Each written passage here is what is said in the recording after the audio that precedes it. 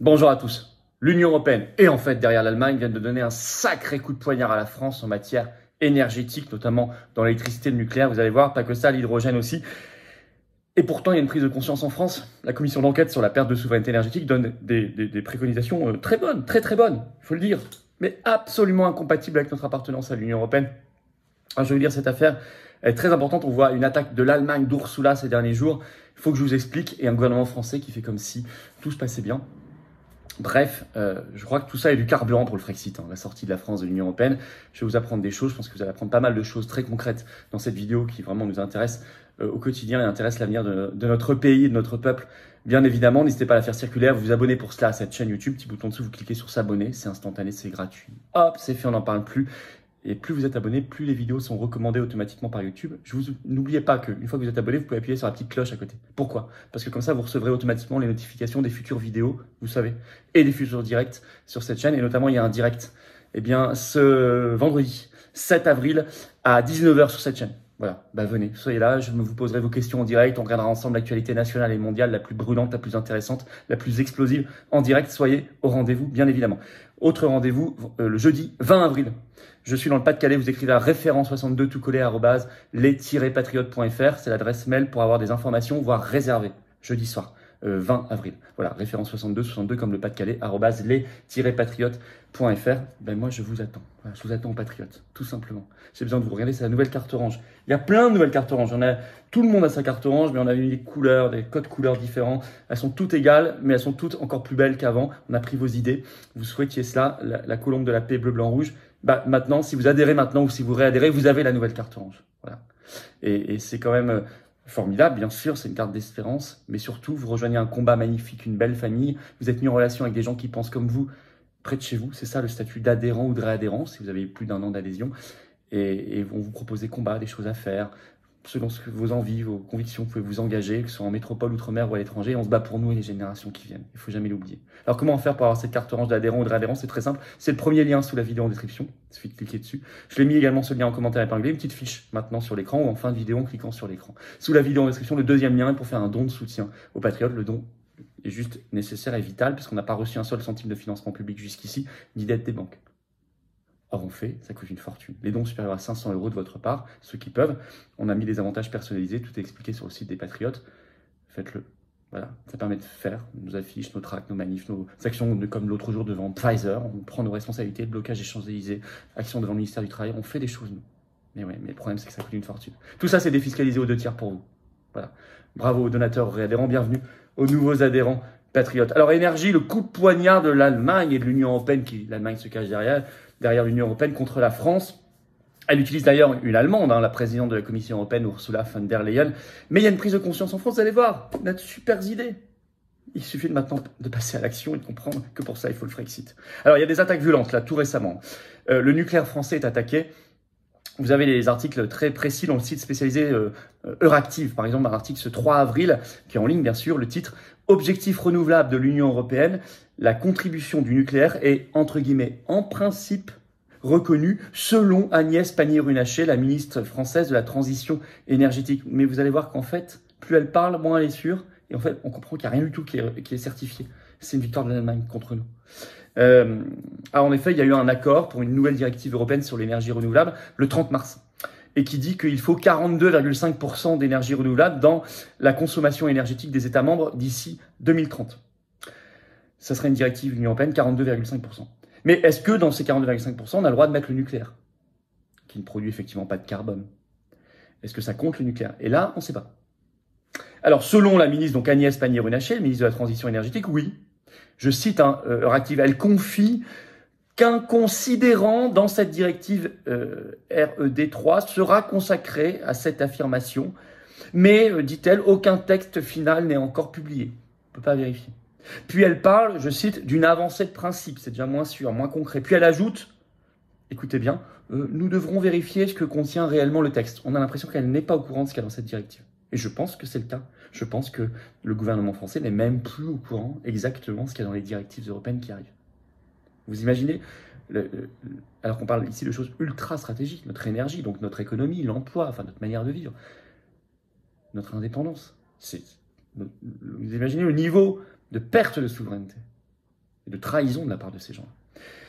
Euractiv ajoute même, écoutez bien, le rôle du nucléaire n'est en fait pas tout à fait reconnu. Je cite toujours, seule est l'assurance que son élimination n'est pas l'occasion de maintenir, à dessein ou non, des capacités fossiles. Mais ça n'a rien à voir avec le fait de reconnaître le nucléaire dans les énergies renouvelables. Ça n'a rien à voir. Mais, écriture Euractiv, les États membres anti-nucléaires menés par l'Allemagne clament, écoutez bien, renouvelable signifie renouvelable. Pas de nucléaire. Nein, dit l'Allemagne. Autre problème. L'hydrogène produit à partir du nucléaire, ça c'est vraiment un élément du futur. Hein. La fausse victoire qui ressemble en fait à une défaite. Je vais vous lire toujours un extrait de ce même article de Euractiv pour l'instant, écoutez bien. La directive ne fixe pas que des objectifs généraux, mais aussi des objectifs sectoriels, et notamment pour l'hydrogène nécessaire à l'industrie. Je cite toujours. Dans ce domaine, la France et ses alliés semblent avoir eu gain de cause, puisque l'hydrogène produit à partir du nucléaire peut, en l'état de l'accord politique, participer à l'atteinte des objectifs de développement d'hydrogène renouvelable. En revanche, écoutez bien, les conditions qu'il est nécessaire de remplir pour que la possibilité soit offerte sont telles qu'elles font dire à certains observateurs du secteur qu'il sera impossible de les remplir. Et vous avez un autre article spécifiquement sur cette affaire-là, d'Euractiv le 3 avril, le titre « Directive renouvelable, l'intégration impossible de l'hydrogène nucléaire » pour l'interrogation. Là, c'est toujours contenu dans cet accord, le fameux accord du 30 mars. Mais là, on nous dit que pour obtenir cette autorisation de faire l'hydrogène à partir du nucléaire, ce que demande la France, ce sera, je cite, un sacré défi. Je vais vous lire un autre extrait, cette fois de l'autre article. Je cite, « Les États membres ayant un mix énergétique décarboné, notamment grâce à l'utilisation de l'énergie nucléaire, peuvent bénéficier d'aménagements dans l'atteinte de leurs objectifs », déclare en effet Christophe Gödler, négociateur sur la directive RED 3, au nom de son groupe parlementaire Renew, dans un communiqué de presse. Pour ces États, leur objectif de développement d'hydrogène renouvelable pourra être réduit de 20% s'ils respectent deux conditions cumulatives. D'abord, l'État membre doit apporter la preuve qu'il peut atteindre les objectifs généraux de développement de renouvelables qui lui seront fixés pour 2030, pas encore connus pour le moment. Dans le même temps, la part d'hydrogène issue du fossile ne doit pas dépasser 23% de l'hydrogène qu'il consommera en 2030. Ce sont des conditions très difficiles. Et je cite Euractiv, certains observateurs dénoncent des conditions trop strictes, que je viens de vous lire, voire impossibles à surmonter. Un acteur du secteur, je lis toujours, confie à Euractiv qu'il craint qu'in fine, la dérogation ne puisse être activée. La victoire affichée par les Français, le gouvernement français, cache en fait une défaite lourde face à l'Allemagne. Et l'Allemagne ne s'y trompe pas. Je vous lis un dernier extrait. Quoi qu'il en soit, je lis, les conditions sont telles qu'elles paraissent difficiles à remplir, ce qui n'est pas pour déplaire à certains décideurs. C'est une avancée qui n'a pas véritablement d'impact quant à l'utilisation concrète de cette disposition, taquine Markus Pieper, eurodéputé conservateur PPE allemand et rapporteur de cette directive RED 3 et farouche opposant au nucléaire en conférence de presse. Donc en fait, ils font semblant d'avoir donné, et en fait, dans la pratique, c'est impossible. Les Allemands le savent, ils ont gagné face à Macron qui a donc trahi. Or, la prise de conscience, elle est là. Mais elle bute sur notre appartenance à l'Union européenne. Et là, vous avez un bel article du Point qui est sorti ce 5 avril, le titre « Nucléaire, les propositions choc de la commission d'enquête ». 30 propositions dans un rapport qui est attendu ce 6 avril, le rapport de la commission d'enquête sur la perte de la souveraineté énergétique de la France. Je vous en ai déjà parlé en vidéo. Notamment, il y a eu des auditions d'anciens patrons d'EDF, très intéressantes. Des propositions très bien, pour beaucoup, il faut le dire, qui montrent une prise de conscience enfin, mais impossible à réaliser en étant dans l'Union européenne. Vous allez comprendre. C'est un rapport de 400 pages. Il y a eu 88 acteurs et témoins qui ont été auditionnés. Alors notamment, je vous en cite 3 très importantes. Cette commission va demander, je cite, la suspension sans délai de l'Arenh, c'est-à-dire l'accès régulé à l'électricité nucléaire historique. C'est le tarif, c'est ce mécanisme, l'Arenh, ARENH, ce mécanisme qui contraint EDF à vendre à prix coûtant une partie de son électricité à ses concurrents qui ne produisent rien, qui eux revendent ensuite beaucoup plus cher au prix du marché. Et le rapport dit que ça a, je cite, plombé les capacités d'investissement de l'EDF et qu'il y a une unanimité pour supprimer l'Arenh. Oui, mais le problème, c'est que l'Arenh est négociée au niveau européen et que la France s'est engagée auprès de l'Union européenne.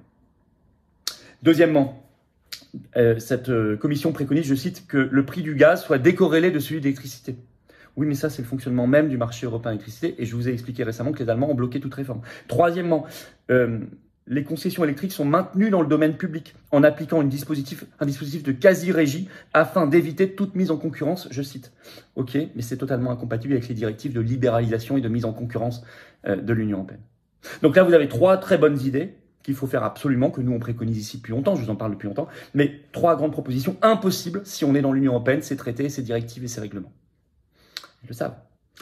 Donc on bute sur l'Union européenne. Alors, en conclusion, vous avez compris que plus que jamais, il faut le Frexit. Il faut le Frexit. Car l'Union européenne avec l'Allemagne derrière nous tue. Notamment, on le voit avec cette nouvelle directive européenne, l'accord du 30 mars. Mais aussi parce que l'Union européenne nous empêche de réformer dans le bon sens. Il peut y avoir de bonnes réformes, mais on ne peut pas. Non seulement elle nous tue, mais elle nous empêche de réformer dans le bon sens, de réparer, de faire des belles choses pour l'avenir et les générations qui viennent. Frexit, Frexit, Frexit, écrivez-le en commentaire, je vais le mettre aussi. Il faut qu'on se batte, voilà, qu'on se batte. Aux patriotes, on se bat clairement. Et je vous attends en direct ce vendredi 7 avril à 19h sur cette chaîne. Soyez là, posez vos questions en direct. Soyez au rendez-vous, ramenez du monde. Je vous attends le jeudi 20 avril dans le Pas-de-Calais. Vous écrivez la référence 62@les-patriotes.fr pour informations et réservations. Abonnez-vous à cette chaîne, petit bouton dessous, vous cliquez sur s'abonner. Faites-le vraiment maintenant si vous regardez les vidéos sans être abonné. C'est super bien, mais les vidéos sont moins recommandées. C'est juste un clic et c'est gratuit. Vraiment, merci. Et je vous attends, patriotes. La nouvelle carte orange, elle est là. Elle est à vous si vous adhérez ou réadhérez dès maintenant. C'est le premier lien sous la vidéo en description pour le faire. C'est un lien que j'ai mis également en commentaire épinglé dans quelques secondes en cliquant sur l'écran. Vous pouvez également faire un don de soutien aux patriotes. C'est le deuxième lien sous la vidéo en description. Tout ça, c'est défiscalisé aux 2 tiers pour vous. 2 tiers. Et tout ça, ça aide énormément la résistance. Tout ça, ça fait qu'on ait un vrai beau mouvement anti-oligarchique de résistance populaire avec vous et grâce à vous. Partout, métropole, outre-mer, à l'étranger, on est présent. On est le plus grand mouvement souverainiste de France et de défense de la liberté, de la souveraineté, de la paix et de la dignité. C'est magnifique. Mais je le fais avec vous, je ne peux pas le faire sans vous. Je le dis clairement, je ne peux pas le faire sans vous si vous réadhérez pas, si vous adhérez pas. Ceux qui peuvent faire un don, faites-le. Voilà. Grand bravo donateurs, réadhérents. Bienvenue aux nouveaux adhérents patriotes résistants et vive la France.